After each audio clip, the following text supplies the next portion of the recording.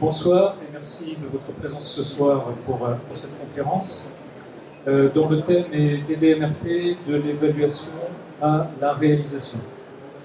Nous aurions dû réaliser cette conférence en anglais et en présence d'Eric Bush, le CEO de Demand Driven Technologies. Malheureusement, Eric a été retenu suite aux événements à Paris. Je m'appelle Bernard Millian, je fais partie de l'équipe Agilea. Donc, je m'appelle Philippe Borner, je suis le créateur de la société Agilea, qui est une société de conseil et de formation sur le métier du supply chain management. On couvre tous les aspects du supply chain management et depuis maintenant 2 ans, on investit lourdement dans DDMRP puisque en fait, on pense que DDMRP répond à beaucoup de questions et de problèmes, pas de solutions avec les méthodes classiques.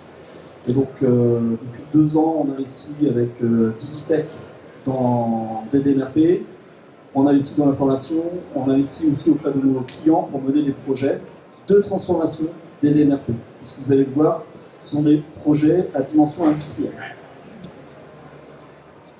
Alors, vraiment en introduction de cette présentation, ce sur quoi on voudrait insister, c'est que nous avons une démarche très humble en matière de DDMRP parce que réellement, DDMRP, on apprend, c'est un nouveau paradigme et on apprend tous à réaliser, à mettre en œuvre DDMRP.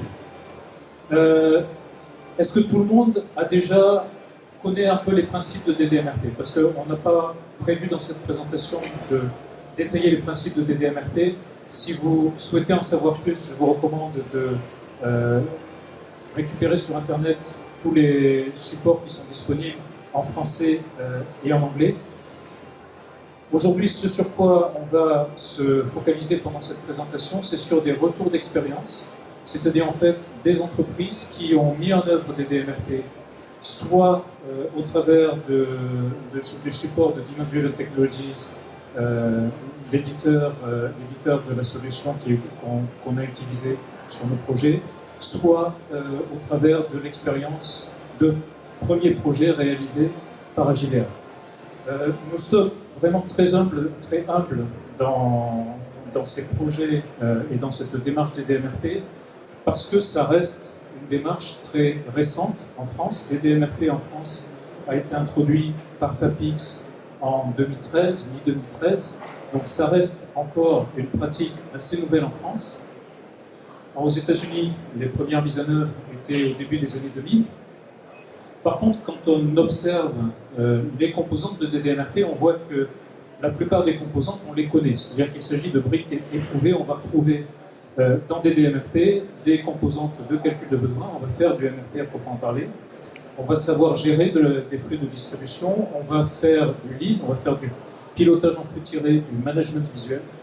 On va utiliser un certain nombre de principes issus de la théorie des contraintes, du Six Sigma, et on va aussi utiliser quelques innovations. Et ce qui est réellement important dans DDMRP, c'est que toutes ces briques qui sont éprouvées, on les met en cohérence au service de transformation de supply chain, de manière à mettre en œuvre au sein des supply chains un flux tiré d'un bout à l'autre qui permet de réagir à l'évolution de la demande client. Donc, nous allons partager quelques retours d'expérience d'un certain nombre d'entreprises. Ça va être très bref, ça va être des flashs. Donc, peut-être que vous ressortirez un petit peu frustré, mais n'hésitez pas à nous reposer des questions à l'issue de cette conférence qu'on va essayer de maintenir dans une demi-heure de présentation et ensuite une dizaine de minutes de questions-réponses. Donc, les exemples que nous allons vous présenter sont basés sur des illustrations concrètes de projets menés soit par Demand Driven Technologies dans différentes régions du globe. Vous verrez des projets en Asie, en Europe et aux États-Unis ou en Amérique, ainsi que les premiers projets ou quelques premiers projets dont on peut parler menés par l'équipe Agilea. La première entreprise dont je vais vous parler, c'est une entreprise de cosmétiques qui est une entreprise coréenne que peut-être certains d'entre vous connaissent, qui s'appelle Amore Pacific. Cette entreprise, en fait, a été créée en 1930, donc c'est une belle entreprise qui a connu une belle croissance au fil des années. Aujourd'hui, je crois que le chiffre d'affaires d'Amore Pacific, c'est de l'ordre de 5 milliards de dollars par an, avec un certain nombre de gammes de produits qui sont principalement commercialisés en Asie, en Corée et en Chine. Ce qui est intéressant dans ce retour d'expérience d'Amaury Pacific, c'est que le principe de base d'Amaury Pacific, et ce qu'ils ont essayé de mettre en œuvre au fil des années, ça a été de synchroniser. On a tous essayé de faire ça, je pense, essayer de synchroniser les différents partenaires de notre supply chain. Et avec l'essor de la technologie, on arrive à interconnecter les différents partenaires.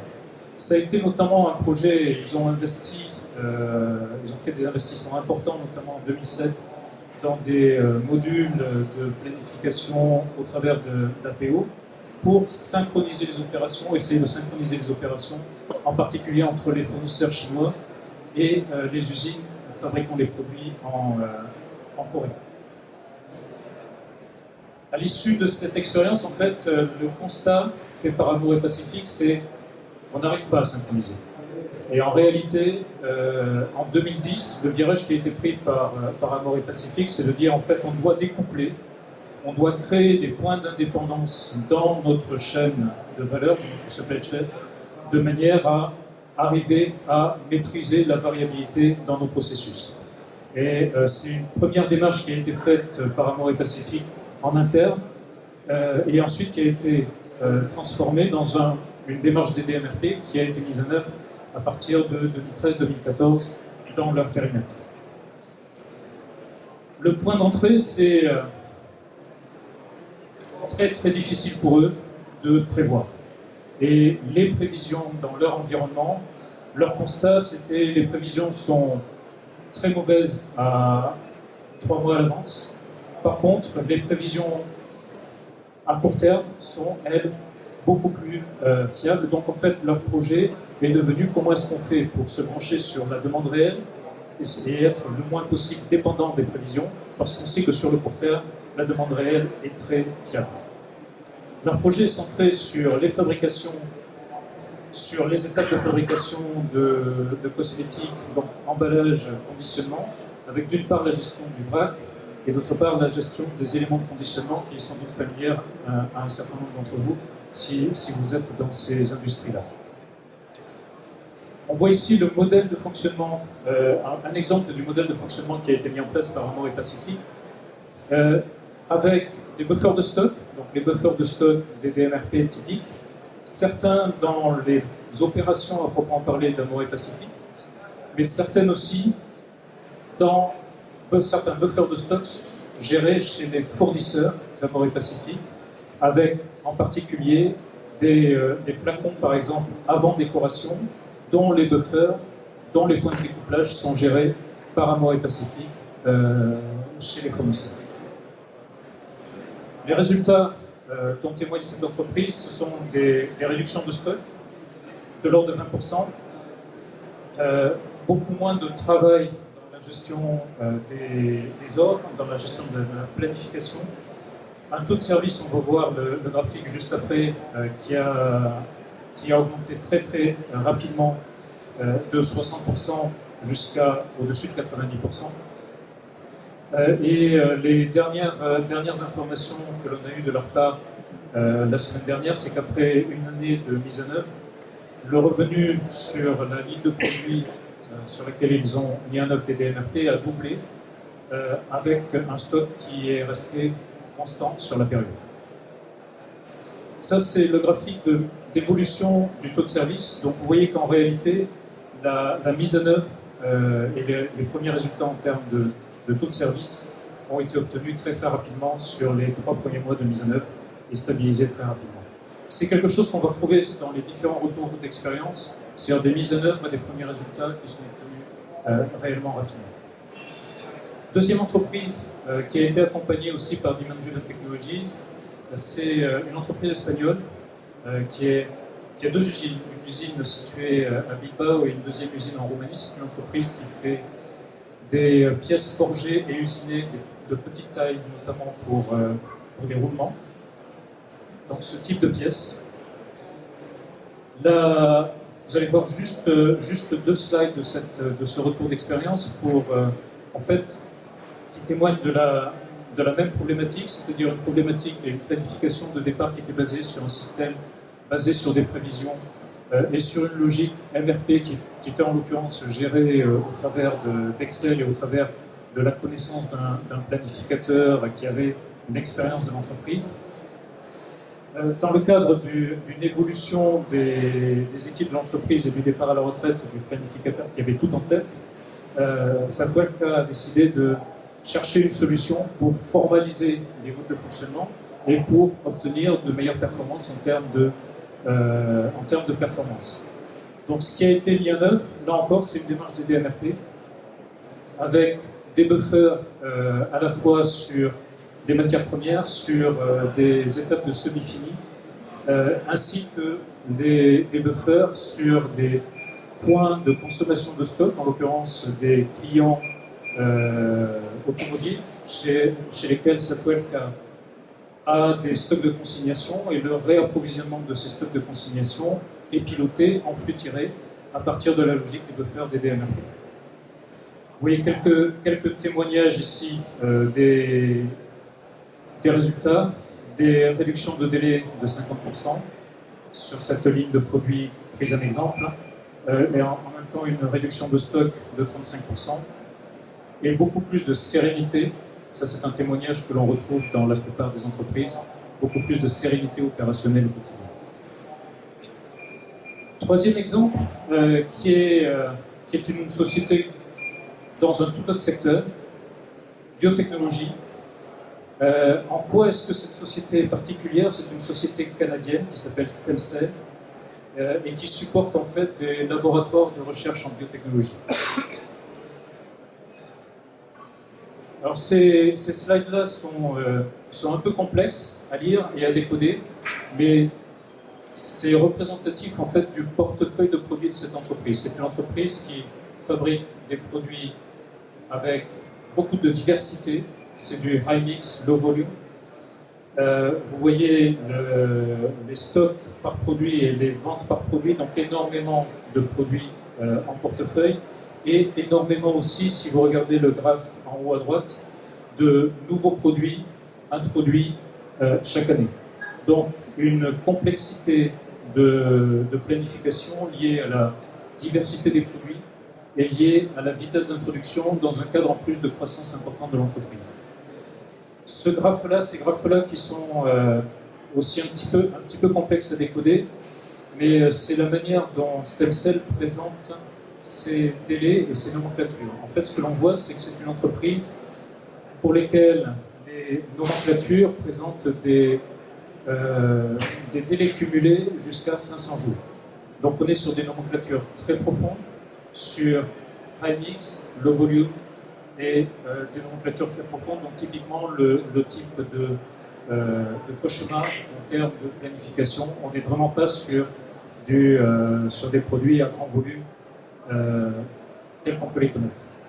Donc après avoir évalué certaines différentes alternatives, la partie en haut à droite, en haut à gauche, décrit le mode de fonctionnement préalable de StemCell, qui était typiquement de la planification avec des jalons dans une logique de backward scheduling de type MRP.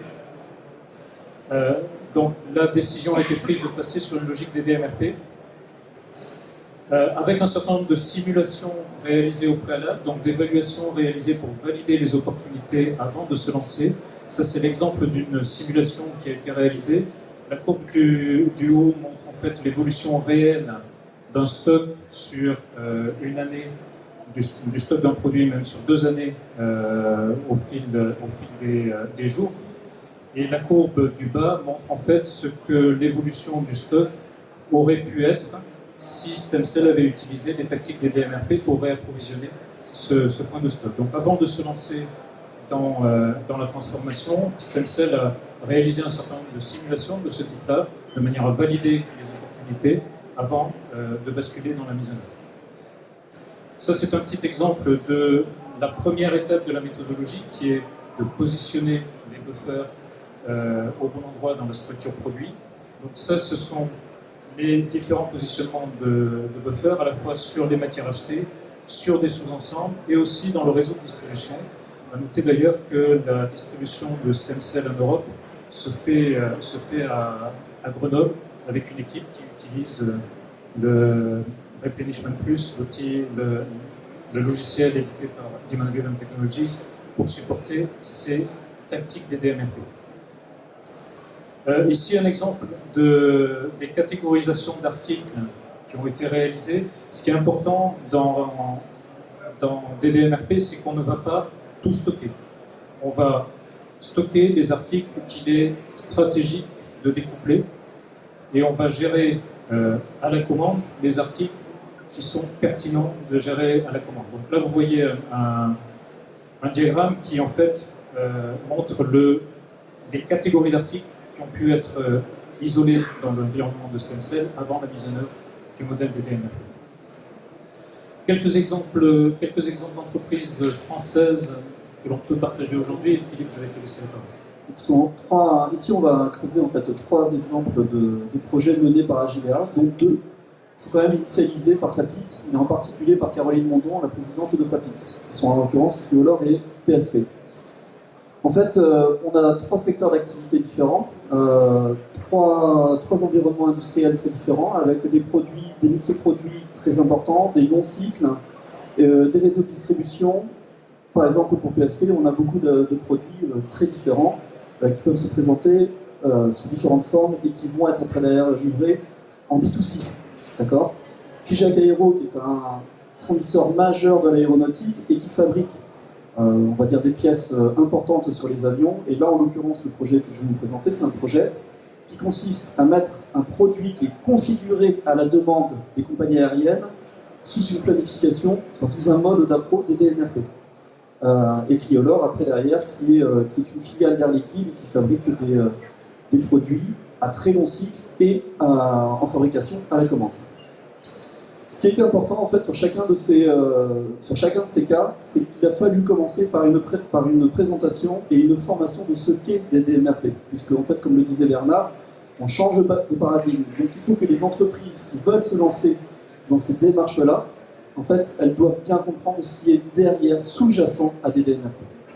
Une fois qu'on a, on va dire, fait cette présentation, cette formation sur des DMRP, on va passer par une étude d'opportunité. Cette étude d'opportunité va analyser si le modèle, les tactiques des DMRP vont être adaptés au contexte spécifique de l'entreprise. Parce que des DMRP n'est pas forcément applicable à toutes les sociétés.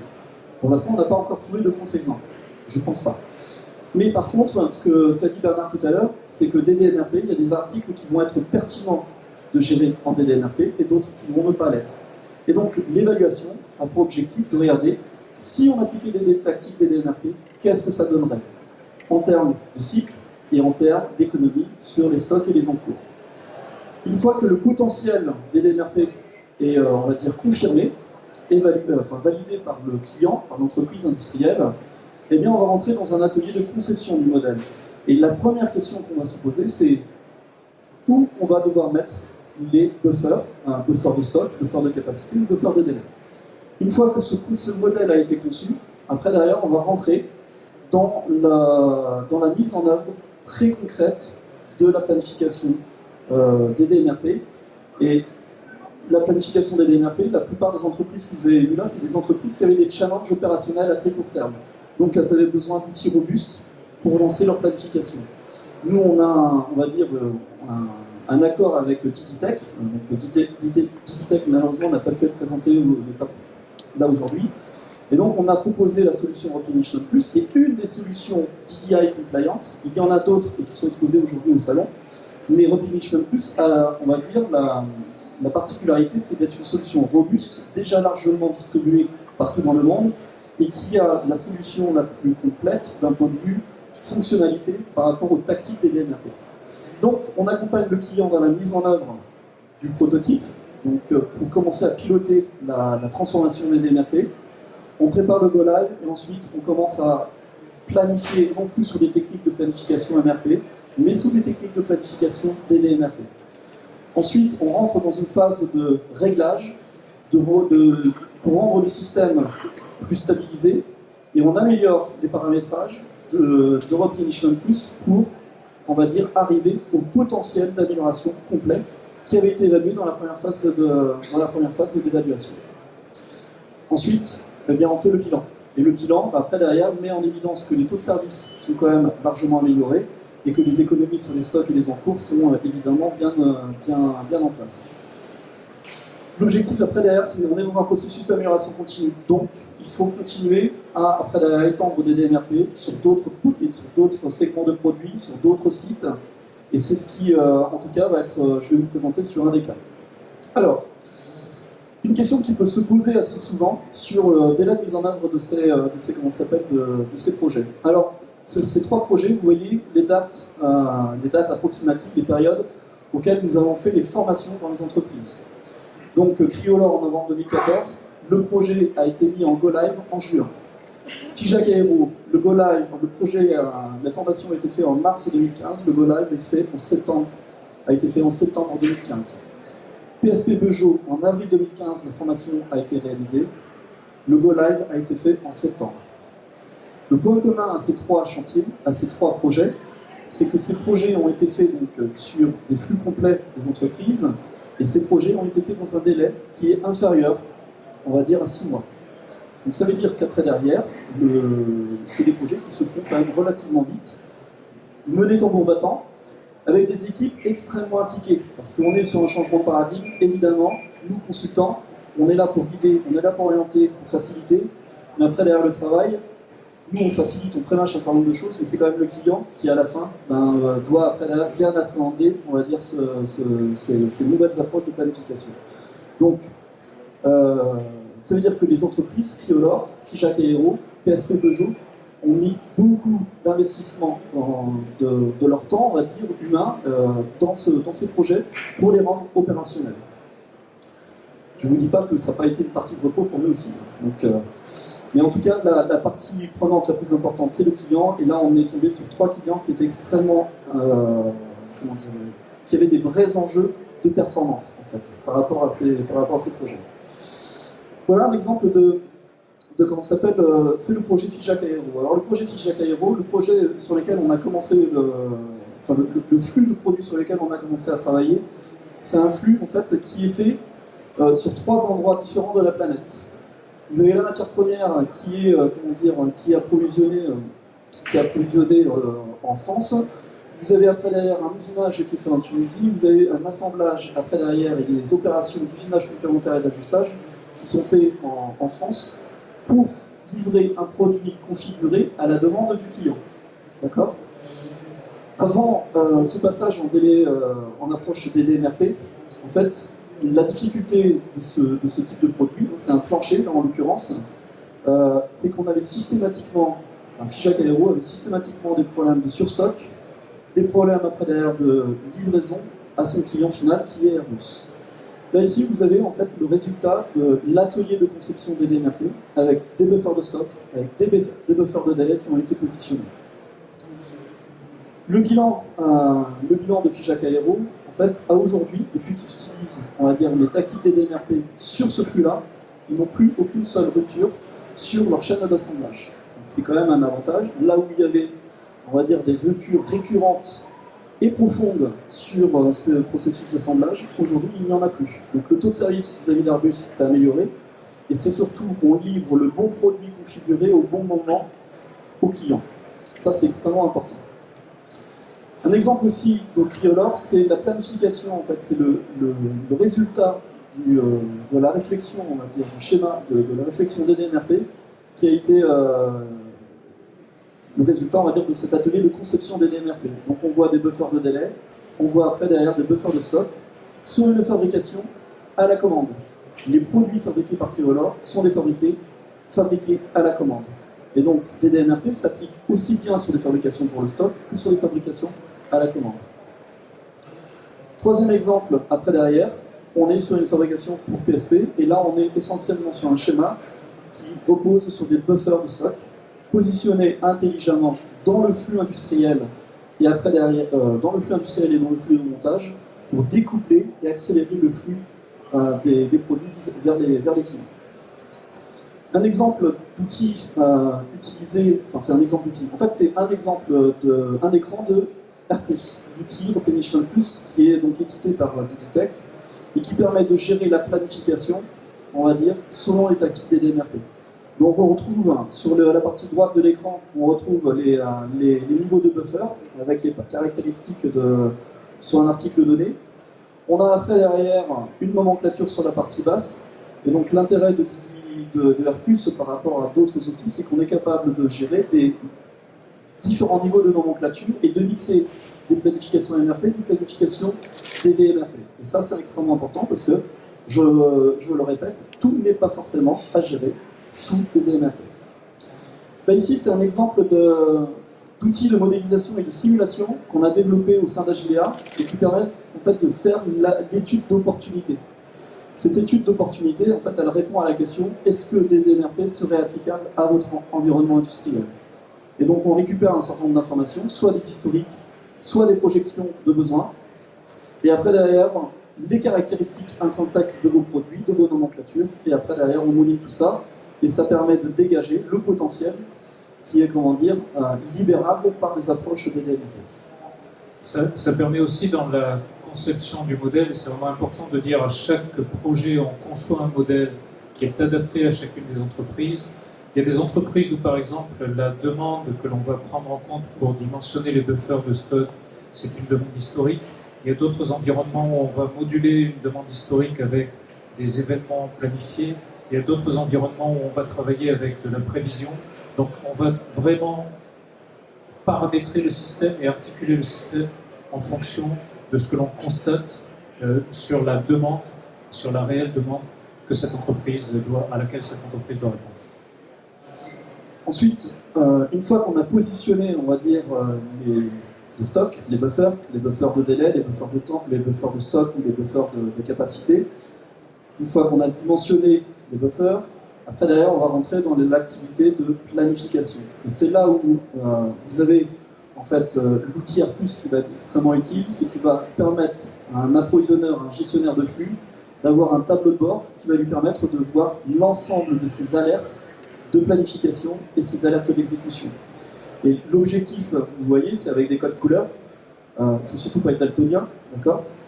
Mais le gestionnaire va pouvoir gérer les urgences en priorité relative, que ce soit des urgences de planification ou des urgences d'exécution.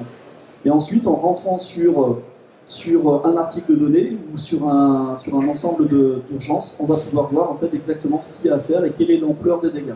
Et ça, enfin l'ampleur des dégâts, quand il y a des dégâts. Un outil robuste, visuel, qui est basé sur des principes Lean, qui est basé sur des principes de gestion visuelle. Très simple, très abordable, mais qui nécessite quand même, au préalable, d'avoir fait une formation pour bien comprendre les tenants et aboutissants de la logique des DMRP, parce que ça, c'est extrêmement important. On ne s'improvise pas planificateur des DMRP comme ça dans une entreprise. Et ensuite, donc, les alertes d'exécution, où là, on va pouvoir gérer le flux, les avances, les retards, des ordres de réappro, des ordres de fabrication, ou alors des ordres de déploiement de stock, pour pouvoir livrer, on va dire, le client ou une ligne d'assemblage, je veux dire, en temps et en heure. Donc, solution complète qui permet de gérer différentes données techniques, qui permet de gérer différents contextes industriels, en approvisionnement, en production, en distribution, ce qui est aussi des logiques de déploiement de stock pour les entreprises, pour les secteurs de la distribution, et qui permettent après derrière de prendre contrôle sur la totalité du flux. Quelques points communs à chacun de ces retours d'expérience. Clairement, quand on se lance dans des DMRP, c'est un nouveau paradigme. Ce n'est pas le MRP traditionnel auquel on a tous été formés. On va travailler différemment, on va travailler davantage dans une logique proche sur les points de stock d'une logique de type Kanban dynamique. On va être en flux tiré. Et il faut vraiment comprendre quelles sont les implications de ces changements. Donc la formation est un prérequis indispensable. Il y a plusieurs organismes de formation qui dispensent les formations du Demand-Driven Institute, dont un certain nombre sont présents sur le salon. C'est vraiment un passage obligé. Ne démarrez pas, ne vous lancez pas dans une démarche de DMRP sans que le cœur de votre équipe projet ne soit complètement imprégné de la démarche et ne comprenne ce qui se passe. Il y a un des projets qu'on ne vous présentera pas, sur lequel clairement on s'est planté, parce qu'on n'a pas bien formé les équipes au démarrage. Et si les gens ne comprennent pas de quoi il s'agit, ça ne marche pas. Donc il faut vraiment passer par cette première étape, c'est absolument clé pour accompagner le changement de paradigme. Aujourd'hui, il y a un programme de formation en particulier qui permet de préparer, on va dire, de préparer les esprits, c'est la formation CDDP. Et cette formation, nous, on insiste auprès de nos clients d'aller jusqu'au bout de la formation. Et le bout de la formation, c'est la validation des acquis par l'examen final. Ça, c'est extrêmement important, parce qu'il faut vraiment que les acquis soient présents dans les personnes qui vont après derrière mettre en place le projet.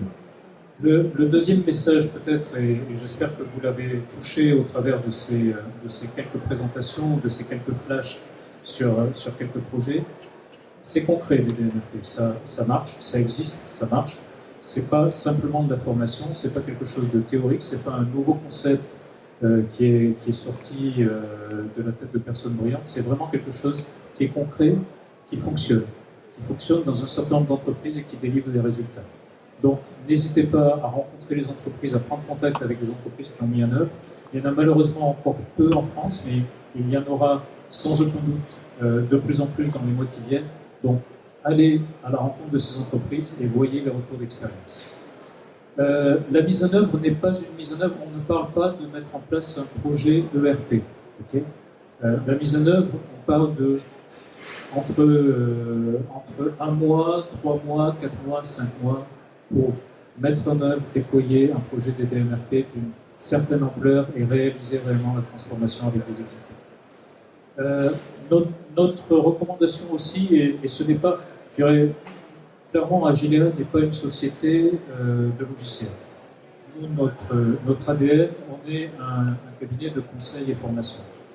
Par contre, quand on s'est intéressé à la méthodologie des DMRP, quand on est allé rencontrer des entreprises qui l'avaient mis en œuvre, on s'est dit tout de suite, il faut des outils robustes pour pouvoir proposer des DMRP à des entreprises industrielles ou de distribution en France. Donc la recommandation qu'on vous fait, c'est utiliser un outil informatique adapté. Le Demand Driven Institute a développé une certification et il y a présenté sur ce salon plusieurs outils qui sont des DMRP compliant, donc analysés par le Demand Driven Institute, qui a constaté sur des mises en œuvre effectives que la discipline, le mécanisme était effectivement là. Donc, il y a des outils qui sont disponibles, il y en aura plus encore sans doute dans les mois à venir, mais faites en sorte, quand vous mettez en place un projet, utilisez un outil informatique adapté. C'est très structurant et ça facilite l'adoption par les équipes de ce nouveau paradigme. Et le dernier point sur lequel on voudrait insister, et ça c'est si certains étaient dans la salle lorsque Carole a présenté DDSNP un petit peu plus tôt aujourd'hui, ça c'est vraiment un leitmotiv, c'est be roughly right rather than precisely wrong. Okay? Faites un système pertinent, montez un système pertinent, montez un système qui a du sens pour votre entreprise. Voilà, et puis bon, si vous voulez faire appel à nous, on sera très contents, mais si vous voulez faire appel à d'autres, c'est très bien aussi, mais réfléchissez et mettez en œuvre des DMRP, c'est notre recommandation. Voilà.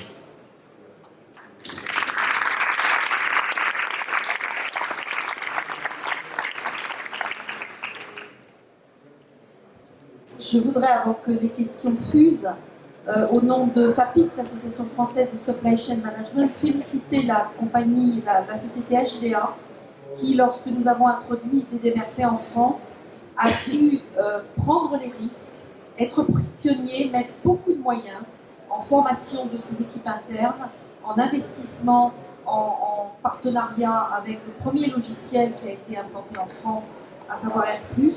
Bravo aux équipes d'Agilea. Chez FAPIX, on partage. Les partenaires donc, vont pouvoir tous bénéficier des avancées d'Agilea pour aller plus loin encore avec eux et pour surtout faire bénéficier toutes les entreprises de ces business cases que vous voyez là, des traductions en français qui permettront à vos planeurs qui ne parlent pas tout à fait l'anglais de bénéficier de ces méthodes. Donc, encore une fois, chez FAPIX, on aime les pionniers. Bravo Agilea.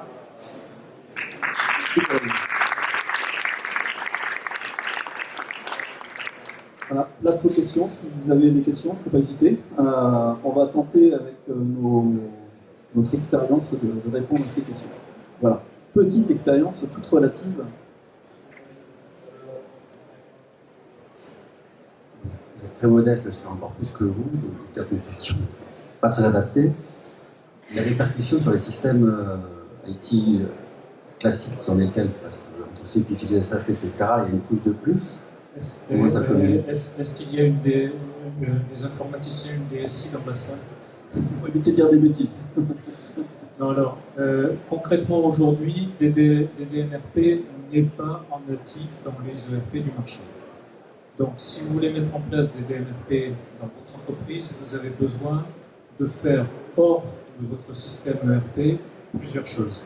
Une, c'est en fait de générer les signaux de flux tirés, c'est-à-dire d'utiliser ce qu'on appelle l'équation de flux disponible pour déclencher les lancements d'OF, d'OA, etc. et découpler le calcul de besoin dans votre ERP. Ça veut dire que vous allez créer des positions d'indépendance dans votre ERP sur lesquelles le calcul de besoin va s'arrêter et vous allez utiliser un outil externe pour déclencher ou non un réapprovisionnement de ce point de découplage dans votre nomenclature ou dans votre réseau de distribution. Donc, vous avez besoin déjà d'un outil pour faire ça, pour faire ces aspects de découplage, et vous avez aussi besoin d'un outil pour gérer tout ce que l'on appelle les alertes d'exécution, c'est-à-dire faire en sorte que vos planificateurs, vos approvisionneurs soient focalisés sur les exceptions qui risquent de perturber le flux et qui risquent finalement de générer des ruptures, de générer des situations de non-livraison à temps, etc. Donc c'est l'utilisation principale de modules externes, d'add-ons, pour pouvoir mettre en œuvre des DMRP avec votre ERP. Et quelques fonctionnalités supplémentaires comme la gestion des délais découplés dans les nomenclatures, etc. Donc, il faut un outil externe, des DMRP compliant. Il existe plusieurs outils qui sont aujourd'hui des DMRP compliant. Sur le salon, vous trouverez Replenishment Plus. Vous trouverez aussi Orchestrate, qui est un autre outil qui est validé par le Demand Driven Institute comme étant des DMRP compliant. Vous avez besoin effectivement de ça et de l'interfacer avec votre ERP. Les interfaces sont relativement simples, avec certains ERP en 3 lettres qui commencent par S et qui finissent par P. Il y a des interfaces directement pré-câblées, c'est-à-dire qu'on a directement une interface plug and play qui permet d'interfacer Replenishment Plus avec SAP. Mais globalement, les interfaces sont des fichiers à plat, des fichiers CSV, qui vont sortir. En fait, il faut voir deux interfaces. Une interface sortante de l'ERP pour entrer dans l'add-on, on va dire, des DMRP. Bon, on va parler plus spécifiquement d'R+, parce qu'on connaît R+, mais donc, il y a une interface sortante de l'ERP vers R+, et après, derrière, une interface rentrante de R+, vers l'ERP. Et en fait, ces fichiers, c'est juste des fichiers très simples qui sont généralement après l'air automatisés. Il y a un travail qui est fait par nos soins et par Digitech pour travailler sur le mapping des données entre l'ERP et l'add-on R+, et ensuite sur la séquence dans laquelle les choses doivent se faire. Parce qu'en fait, on est dans un logiciel, dans un processus de planification. Donc il y a une certaine séquence à respecter. Et donc, nous, en fait, l'expertise qu'on amène, c'est dans la construction du modèle informatique, évidemment dans la conception du modèle des DMRP, mais après d'ailleurs dans la conduite du projet, sur le plan technique aussi. Quoi. Est-ce que vous aviez une autre question, ou est-ce que ça répond à votre question? Oui, donc c'est rapide. En termes de coût, on peut avoir des idées? Le coût? On parle de coût de quoi? De coût de logiciel, de coût de... Pas le coût de logiciel, le coût d'accompagnement pour une certaine autonomie, puisque vous avez l'air de dire que c'est assez court. Oui. Donc, c'est juste avoir une notion hors coût, hors tout ça. C'est difficile de répondre à cette question, parce qu'en fait, les 3 cas que vous avez vus là, c'est 3 projets différents. Et en fait, là, en décembre, on va commencer un projet dans une grosse entreprise de dermocosmétique. Et là, on est sur des niveaux de stock, on est sur des niveaux de complexité, et on est sur une problématique de distribution sur lesquels on n'a très clairement aucun droit à l'erreur. Et évidemment, les enjeux là sont évidemment plus importants, donc on y met beaucoup plus d'énergie, donc évidemment le coût est, Par contre, il faut raisonner, à mon sens, en termes de retour sur investissement. Le retour sur investissement sur les 3 projets que vous avez vus sont tous inférieurs à l'année. Tous inférieurs à l'année. D'accord ? Et donc, quand on met dans ce calcul de retour sur investissement, on ne prend pas uniquement la facture du soft, on ne prend pas uniquement la facture de la prestation conseil et de la prestation formation, on y intègre aussi l'ensemble des efforts à passer par l'entreprise. D'accord ? Et donc, on est sur une logique de coût complet, et le retour sur investissement, pour l'instant, il a toujours été inférieur à l'année. Voilà, ça c'est vraiment important. Donc c'est pour ça qu'après d'ailleurs, nous on milite pour des projets courts, parce que les entreprises qui nous sollicitent aujourd'hui, c'est des entreprises qui ont des enjeux à très court terme, d'amélioration de taux de service, de réduction de leur cash, d'optimisation de leur BFR, et c'est vraiment important dans ces entreprises, dans ces cas-là, d'avoir une solution robuste pour arriver rapidement à leurs enjeux, pour atteindre leurs objectifs. Est-ce qu'il y a d'autres questions ?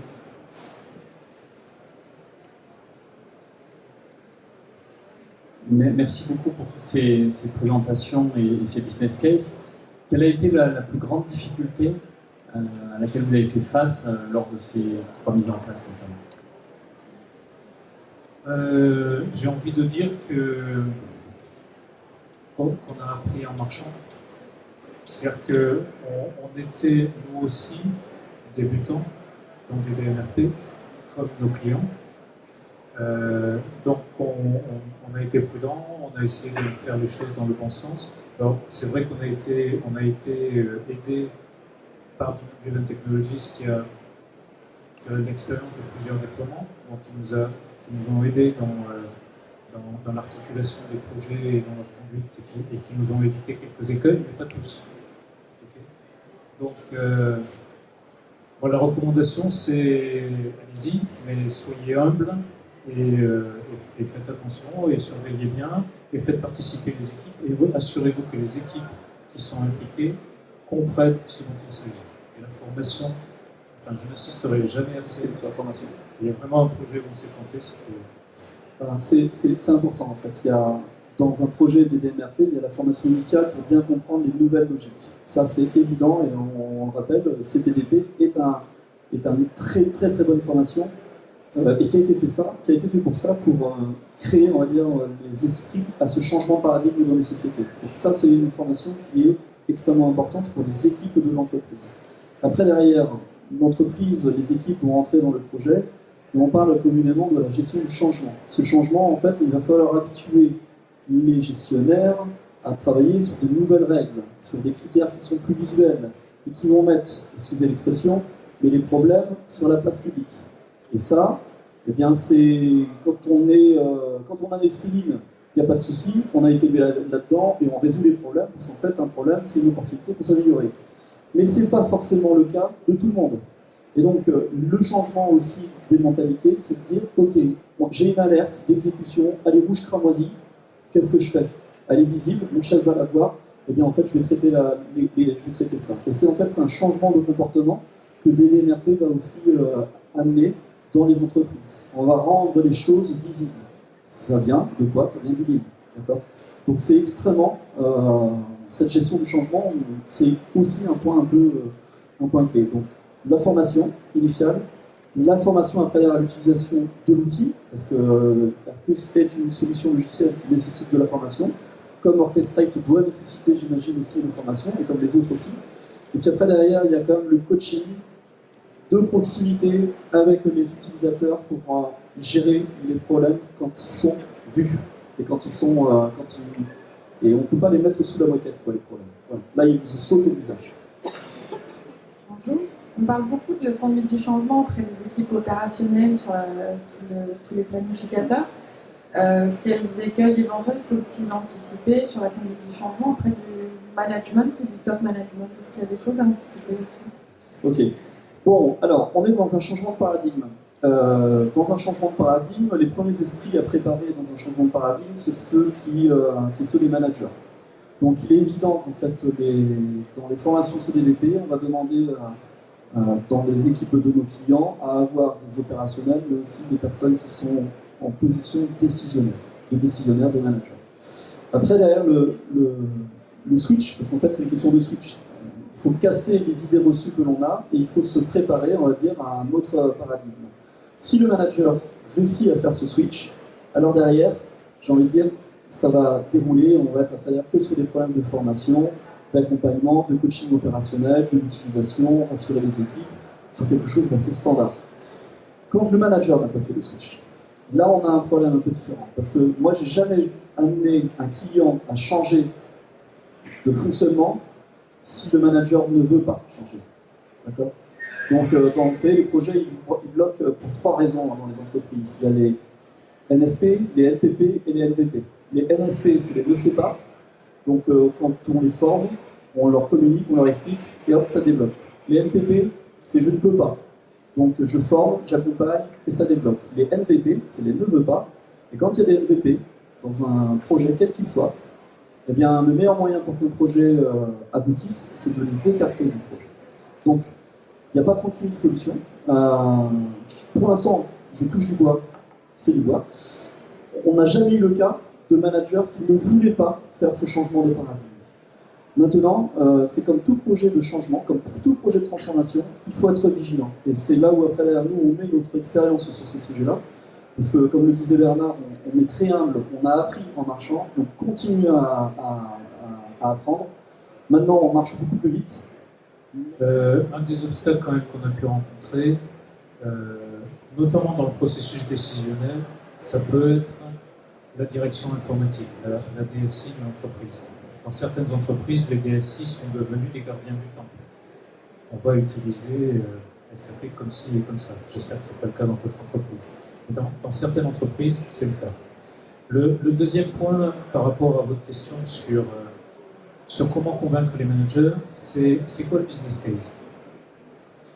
Un manager, ça attend un ROI. Okay. Quels vont être les résultats d'un projet DDMRP? Quelle est la mauvaise raison de faire un projet DDMRP? La mauvaise raison de faire un projet DDMRP, c'est de réduire les stocks.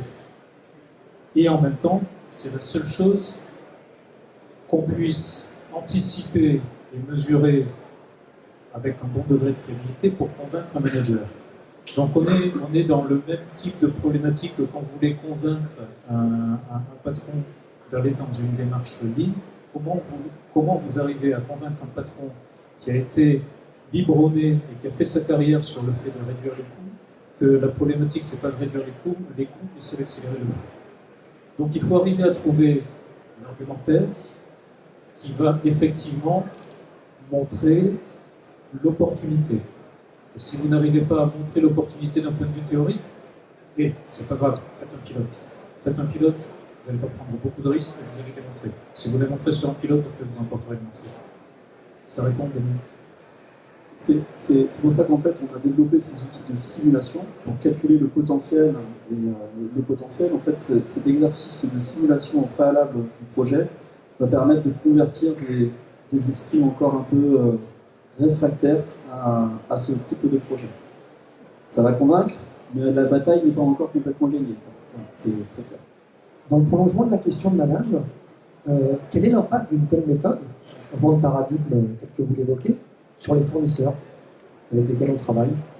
Alors sur la logique de mise en œuvre des DMRP, vous allez générer un flux tiré par nature plus régulier vis-à-vis de vos fournisseurs. Donc vous allez par nature plutôt générer quelque chose de moins stressant. Après, si vous pouvez rentrer plus avant dans l'intégration avec vos fournisseurs et amener par exemple vos fournisseurs à réapprovisionner vos buffers sur une logique de type VMI, en consultant tous les jours quel est le statut de mes buffers, est-ce que je suis rouge, jaune, vert, si je suis rouge ou jaune, je réapprovisionne, super. Mais en fonction de la maturité que vous allez avoir avec vos fournisseurs, vous allez pouvoir aller plus ou moins loin. Okay. Sur un des projets auquel faisait allusion Philippe, on va aller à l'intérieur d'une usine fournisseur d'une autre usine du groupe. Donc, on va rentrer dans cette logique effectivement d'intégration d'un fournisseur dans la logique de réapprovisionnement. On a vu l'exemple d'Amoré Pacifique où les buffers de stock qui sont positionnés chez les fournisseurs et pilotés par Amoré Pacifique.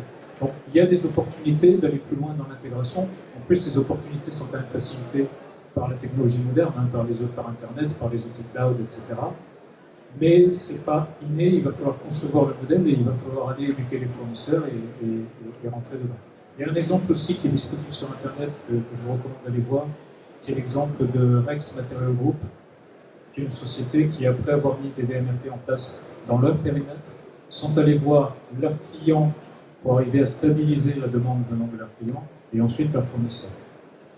En fait, il y a un point clé en fait, dans la relation entre un client et un fournisseur dans une logique de DMRP. En fait, on change de paradigme chez le client, mais il va falloir aussi adapter la relation client-fournisseur, on va dire dans les indicateurs de mesure de la performance du fournisseur. Donc en fait, il va falloir faire aussi un travail d'éducation auprès des fournisseurs pour leur expliquer que les règles du jeu livrées le client ont évolué. Mais quand même, le principe de DMRP, c'est de générer de la stabilité via les buffers. Donc le fournisseur il va recevoir de son client un signal d'entrée qui va être beaucoup plus stabilisé. Si le signal d'entrée est plus stable, inévitablement, le fournisseur il va avoir une meilleure planification de sa production et donc livrer aussi bien mieux son client. Le système est quand même très vertueux. Le cas de Figeac Aero est très intéressant par rapport à ça. En fait, vous avez une usine tunisienne qui livre, on va dire, qui est pilotée par un flux DMRP depuis l'assemblage. Et en fait, l'usine tunisienne voit son flux d'entrée de besoin, d'expression de besoin de son client, stabilisé. Et là, en fait, c'est beaucoup plus facile. Si vous faites du tir à l'arc ou si vous faites n'importe quel tir, c'est plus facile de tirer sur une cible qui est mobile que sur une cible qui bouge. Voilà. Donc le contexte avec les fournisseurs s'améliore, mais après derrière, les règles du jeu avec les fournisseurs doivent aussi être adaptées. Les règles de communication doivent être adaptées. Alors, je crois qu'on a un peu dépassé le créneau horaire. Est-ce qu'il y a encore le temps pour une dernière question, s'il y en a une ou pas? Une dernière. Est-ce qu'il y a une dernière question? Sinon on disperse la manifestation. Voilà. Ok, merci. Merci à tous pour votre attention.